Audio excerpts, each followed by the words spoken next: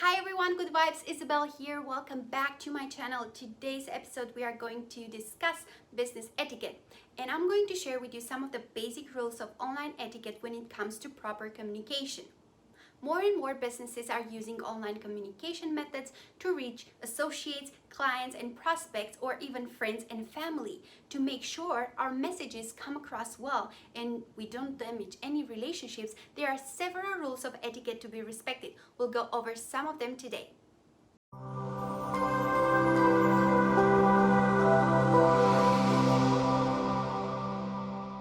More and more businesses are using online communication methods to reach associates, clients, and prospects.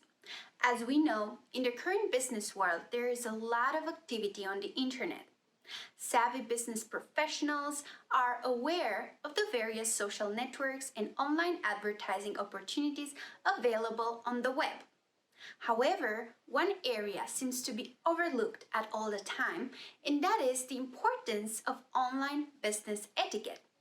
The abundance of online communication opportunities, it can come in many forms, and sometimes we are oblivious to the mistakes. That is why it is critical that we pay attention to these errors and correct them to be sure that we are using the web to communicate in a correct, respectful, and diplomatic manner. Always be courteous to others when chatting inside a chat room or sending an email. Include the words please, thank you, and good morning when writing. The internet will become a friendlier environment if you practice these etiquette skills more and more. Writing in all capital letters, for example, is shouting in the virtual world. While this is often done to make a particular point, the perception of this tactic is similar to screaming or being obnoxious. This can be considered very rude by a lot of people. However, you can capitalize proper nouns in a word or two if you want to emphasize your point. Remember that the conversational tone or voice adjustments do not come through in an email. Thus, all that is seen are the words. That's why they are very important. Therefore, the reader is sensitive to the words alone, and the use of all capitals can give a misleading impression. Also, using red color, for example, to highlight is similarly annoying and pushy, because red is taken as an adversarial implication by the reader. Red is associated with urgent situations such as fire. Right off the bat, red projects an unfavorable perception. Thus, when written in an email, it puts the reader on notice and worry. Red is also harsher on the eyes and is tougher to read. This is also will alter your intended message in a negative way, so you don't want to use colors like red. Another error is to delay your answer to an email. No matter how busy you might be, quick response time is critical in maintaining a good relationship with your customers, friends, and keep them engaged in conversation. Spamming is another invasive and rude action wherein you get a person's email and send too many unwanted messages. It is always a good idea, especially when doing business online, that you use a permission-based email to reach out to your customers and prospects. Never buy client lists. If you are talking to people from other countries, be careful to be sensitive about some of their language and try to help them understand you better by using the right language, plain English, and emojis. Keep in mind that every customer is a critical part of a successful business. Your customer must never feel that he's being ignored or treated poorly. Especially in this harsh economic climate, you must be vigilant in retaining business. Prompt answers to emails is a good and easy method to maintain a long-term business relationship with your customer. They will be more inclined to stay in the business relationship rather than, shopping around. Keep your messages short. Especially when chatting or writing in an email, try to cut your message into several short paragraphs so that these can be easy to follow. At the same time, trying to limit the use of acronyms and other online abbreviations to help others understand your message better. If you are speaking to a friend or an online beginner, You can have messages longer, provided that you stick to the topic at hand so as not to confuse the other person. In the same fashion, you should observe the appropriate courtesies when a company contacts you. Use proper forms of address.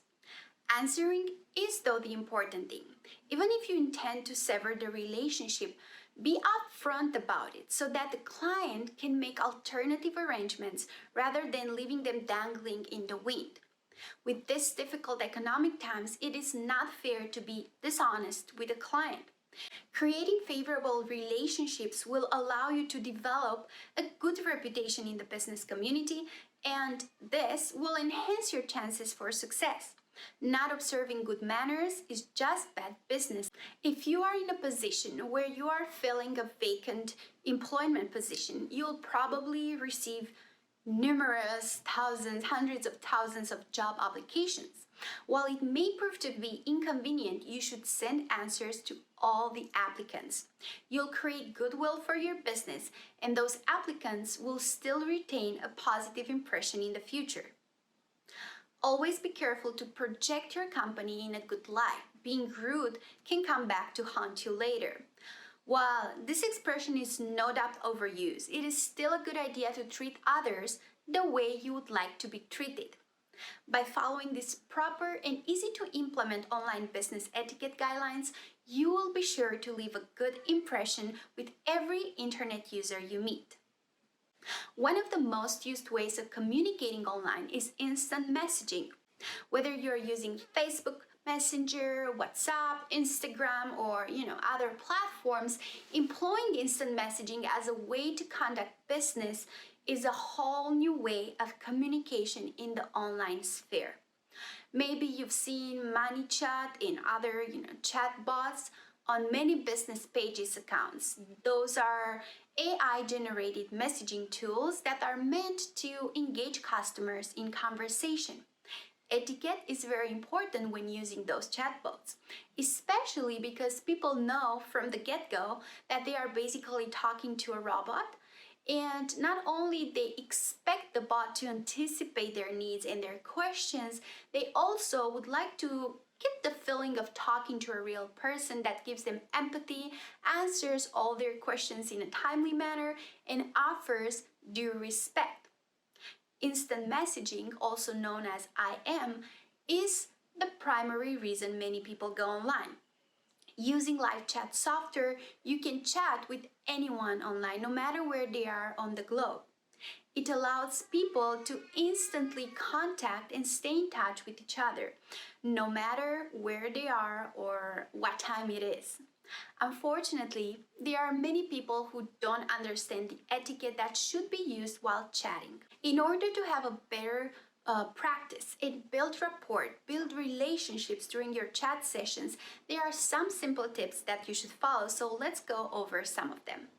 First, let's start with your avatar. Your avatar, or your profile picture, is a virtual representation of yourself. This allows the person you are chatting with to have an idea on how you look like. If you are just chatting on a casual basis, you may want to use an unconventional or creative avatar. I don't know, go crazy about that. However, if you're using or chatting for business and talking with business associate or even more with superiors, you'll want to use a more professional looking avatar. Doing this will allow you to gain respect from the person you are chatting with and at the same time build that rapport. It is advisable to use one instant messenger account for friends or other casual conversation and another messenger account that you use for any other business or professional communications. Going further, let's talk about deciding to start a conversation with a potential client in an online medium. It can be a real challenge to decide how you start that conversation.